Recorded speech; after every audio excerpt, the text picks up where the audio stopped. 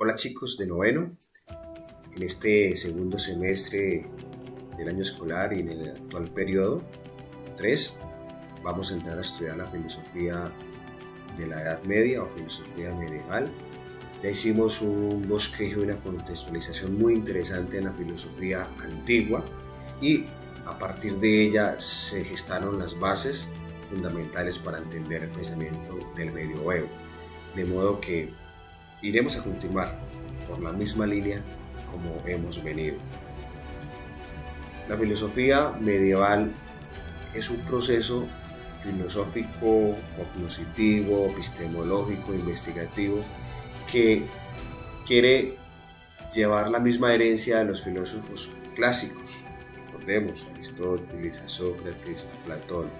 Va como por la misma línea, muy humanista, muy moral, dedicada a estudiar el comportamiento del hombre, a la política, a la ética, pero solo que acá le va a agregar un elemento de más, que es el hecho de Dios, es decir, parte de la razón como recurso para entender los fenómenos se le va a agregar uno, que es la teología. Y aquí la teología, el hecho teológico, no es el judío ni el musulmán, sino es el cristiano. Y recordemos que en aquel momento el cristianismo estaba en su furor, estaba en su florecimiento, llevaba alrededor de 10, 11, 12, 13 siglos, el siglo III el más importante, y se apoyó el cristianismo en la filosofía para defender sus verdades de fe, para defender sus doctrinas y cada uno de sus dogmas. Y viene con una serie de contextos, de etapas, como es la patrística, que fueron una serie de filósofos importantes como Orígenes, como San Agustín, que se dedicaron a defender las verdades de la Iglesia de manera dogmática y con ayuda a la filosofía, defendiendo las posiciones del Evangelio y de Jesucristo. Viene la escolástica y tenemos allí el máximo precursor, Santo Tomás de Aquino, la máxima figura, y es en esa época en la que crecen las grandes catedralicias, lo que hoy por hoy se conoce como universidades, la educación que se empezaron a gestar en los conventos, en los monasterios, en las catedrales, donde se impartían cátedras de filosofía, de teología, de derecho, y una época altamente académica, escolástica. Ahí viene el término de escuela, de academia. Tenemos a Tomás de Aquino, de los precursores y de los grandes y el máximo representante de este contexto, que contribuye al pensamiento occidental y que le contribuye a la ciencia misma, dejando de lado el tema filosófico y teológico, y su legado le contribuye a la misma humanidad. Hoy por hoy tenemos sus teorías que siguen siendo muy vigentes, como por ejemplo los pasos para conocer o las vías para conocer y defender la idea de Dios, va dejando grandes legados como una universidad que tenemos hoy en día, la Universidad Santo Tomás, que hace parte de esa herencia escolástica de la Edad Media. Y tenemos también a otros pensadores como Pedro Abelardo, Guillermo de Ockham, San Anselmo, bueno, que más adelante estaremos profundizando. Y ya para terminar, tenemos un periodo de decadencia, esta vez de Guillermo de Ockham, Virgilio Scoto, filósofos medievales pero con mentalidad un poco más moderna, es decir, como que superaron aquellas ideas que en su momento iban surgiendo de mucho dogmatismo, ideas cristianas muy arraigadas y muy conservadoras. La Edad Media empieza alrededor del siglo III, IV y termina por el siglo XIV, por el siglo XV. Ya cambia el paradigma de la medievalidad y pasa a la modernidad, que eso lo miraremos más adelante. Como máximos representantes de la medievalidad, desde mi interpretación tengo estos tres: San Agustín de Hipona, Santo Tomás de Aquino, que es el máximo, el de los máximos, conocido como el siglo de oro, porque se desarrolló durante el siglo XIII, y Guillermo de Ockham. Por acá hay otros también interesantes. Tenemos a San Agustín, que es importante que lo estudiemos, a San Justino, Tertuliano, Lactancio, Orígenes, que es de los máximos precursores de la patrística, Pedro Abelardo, que me parece un hombre muy revolucionario y un pensador muy moderno dentro del contexto de la Edad Media, que incluso eso le llevó a que sus obras fuesen condenadas en el Concilio de Soissons, y entre otras cosas. Y bueno, espero que profundicemos de manera especial en San Agustín. Me interesa que estudiemos sus aportes, sobre todo en antropología, en moral.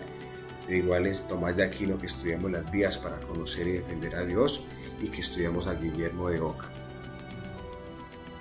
Entonces, el punto de partida que hay que distinguir en este contexto medieval, mis estudiantes, es que los fenómenos que se van a explicar en su momento, como antropología, ética, moral, política, la metafísica, la ontología, ya no va a ser radicalmente o estructuradamente desde la razón, es decir, desde el logos, como sí pasaba en la antigüedad con Sócrates, Platón y Aristóteles.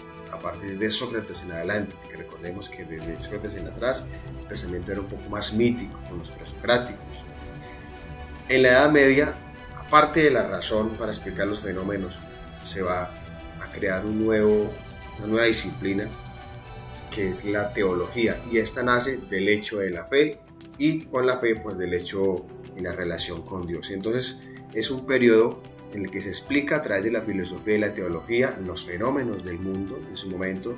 Es un periodo que se destaca por ser teocéntrico, es decir, que todo gira en torno a Dios, al problema de Dios, y acá el Dios pues es el de los cristianos. Hablamos de la persona de Jesús y hablamos de Yahvé Dios, y cambia el paradigma de la edad antigua, puesto que esta se destacó por ser cosmocéntrica, ¿no? Todo gira en torno al mundo, al cosmos, y se quería explicar el origen de todo.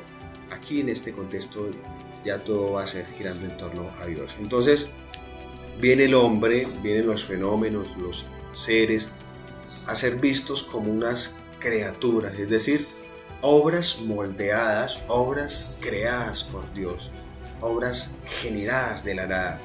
Creo que todos conocemos el pasaje del Génesis, donde Dios crea el cielo y la tierra, las aves, los animales, las bestias del campo, las ferias, y crea al hombre, y todo a través de la nada. Entonces el término creación es importante allí dentro de la explicación del origen del mundo, es decir, dentro de esa explicación cosmológica.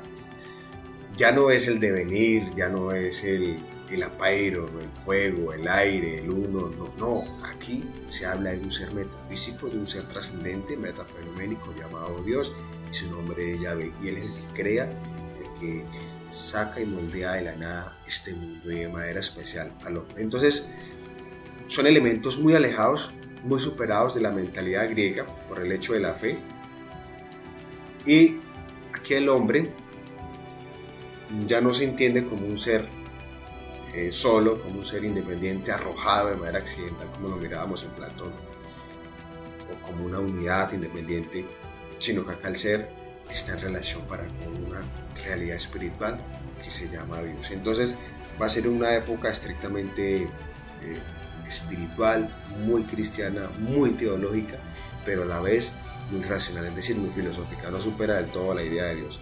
Y tiene una premisa muy interesante, me vuelvo por acá a la primera presentación, y dice así: en esta relación entre fe y razón se llega a la siguiente conclusión, según estos pensadores, que dice así: entiendo para creer y creo para entender. ¿Qué quiere decir eso? Que para entender los misterios, la doctrina, las verdades, el origen, los fenómenos del mundo, lo importante primero es creer.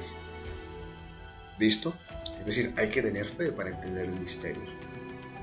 Y en la medida en que usted crea, llega hasta una parte donde queda limitada la fe, claro, y es cuando se le hace uso a la razón, es decir, para entender. De modo que ya no es la razón quien va a explicar todo, pero tampoco va a ser la fe, sino que las dos están íntimamente unidas, íntimamente ligadas para explicar los fenómenos. Y ahí sale la hipótesis. Entiendo para creer, es decir, hacemos uso de la razón, del raciocinio, y creo para entender, es decir, se hace uso de la fe. Y las dos se complementan para explicar cada uno de los fenómenos. El hombre entonces medieval va a hacer uso de esos elementos a través del raciocinio, es decir, no supera del todo la mentalidad griega, y va a hacer uso de la fe. Y este se entiende como una criatura, como una obra creada por Dios.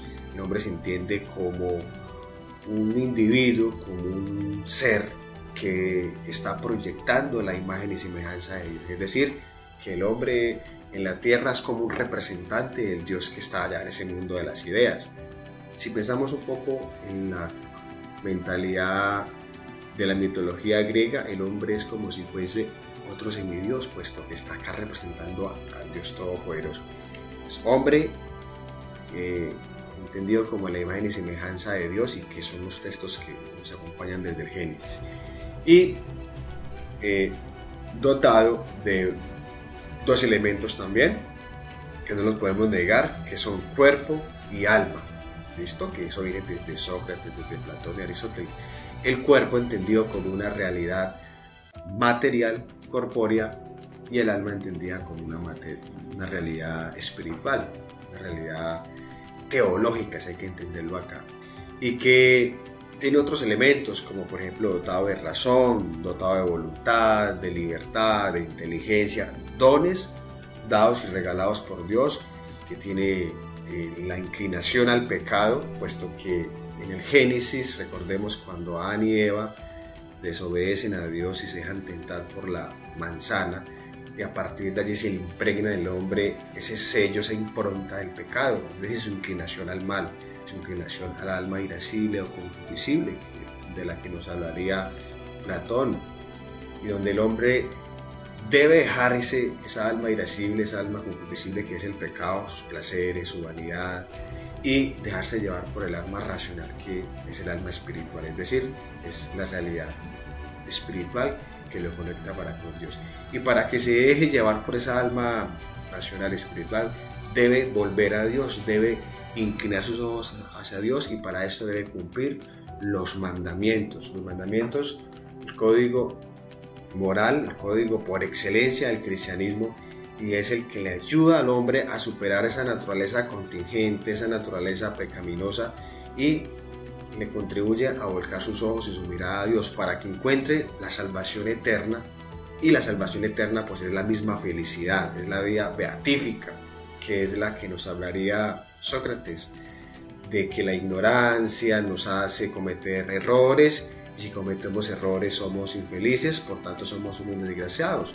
Aquí la ignorancia es desconocer la salvación eterna. Aquí la ignorancia es no conocer los mandamientos, y por lo tanto aquí la desgracia es el pecado, que implica volver nuestros ojos a Dios, controlar nuestros instintos, es decir, nuestros deseos, nuestras emociones y apetitos, y cumplir las leyes de Dios y volver nuestra mirada a Dios para hallar una vida beatífica, es decir, una vida feliz, y superar lo que se conoce como la condenación eterna, que sería en términos muy concretos el infierno, es decir, no contemplar la gracia, no contemplar los ojos de Dios. Los antiguos hablarían de ser desgraciados, de ser infelices, de ser esclavos, y Platón diría, no, nos vamos a reencarnar en otras criaturas como los animales o las plantas o rocas, en fin. Entonces, esta Edad Media se caracteriza por esa relación muy estrecha y muy profunda que tiene el hombre para con Dios, y que de Dios proviene, como muy bien Génesis lo dice, de Dios provenimos, fuimos moldeados por sus manos. En aquel pasaje cuando Dios a Adán con arcilla lo hizo, lo moldeó, y luego al final lo sopló, le dio vida, le impregnó el espíritu, le impregnó esa imagen y semejanza. Y algún día nuestra vida va a terminar. Esta naturaleza contingente, esta naturaleza corruptible se va a acabar, y volveremos a ser lodo, volveremos a ser polvo, volveremos a ser cenizas en un cementerio o si nos creman. De modo que de esa naturaleza venimos y a esa naturaleza volvemos. De Dios venimos, a Dios volvemos, diría San Agustín de Hipona. Y acá el alma continúa su tránsito, contemplará a Dios rostro a rostro, cara a cara, si éste fue feliz en la tierra, es decir, si cumplió los mandamientos. De lo contrario, no gozaría de la vida eterna, gozaría de una vida desgraciada, es decir, del infierno en términos medievales, y que incluso aquí la literatura también viene como a explicarlo, viene a darle otra connotación. Pues hombre y Dios en este contexto están estrechamente unidos, están íntimamente unidos en esta relación. Bueno, Más adelante, mis estudiantes, los dejo con esta introducción. Vamos a entrar de manera particular y concreta a estudiar a San Agustín de Hipona. Impresionante, interesante su aporte. Este va a heredar el pensamiento de Platón, se va a ir por la misma línea y va a recoger ese legado y lo va a cristianizar. Luego Santo Tomás de Aquino, muy brillante, y considero que la vida no alcanzaría para estudiar a Tomás de Aquino. Dicen los biógrafos que él en su escritorio, en su convento, tenía un círculo en su mesa donde estaba cortada la mesa porque creen que era muy gordo y que su barriga era tan gorda, tan grande, que estaba cortada la mesa en un círculo para que pudiese estar allí sentado estudiando y escribiendo. Aquí se le conoce con este texto, que sería la Suma Teológica, donde se resume, donde se sintetiza cada una de sus teorías, sus aportes, y bueno, mucho que estudiar de él. Los biógrafos dicen que nuestra vida no alcanzaría para estudiar lo que él escribió. Bueno, son supuestos, y él va a recoger el pensamiento de Aristóteles, va a cristianizar la filosofía aristotélica, le va a dar ese sello, esa impronta cristiana. No quiere decir que los haya evangelizado, porque ellos nunca se conocieron, pero que toman esas teorías y les dan el toque cristiano. De manera especial en San Agustín y Tomás de Aquino profundizaremos, y se queda un poco de espacio, miraremos a Pedro de Abelardo, que me interesa entender y que ustedes contextualicen cómo un hombre medieval va a ser capaz de tener una mentalidad moderna y que acelera de alguna manera los procesos que allí se estaban desarrollando, y que va a revolucionar toda la teología moral de la Iglesia, a tal punto que obligó a convocar un concilio, y sus obras fueron quemadas para que no siguieran pues divulgando su pensamiento.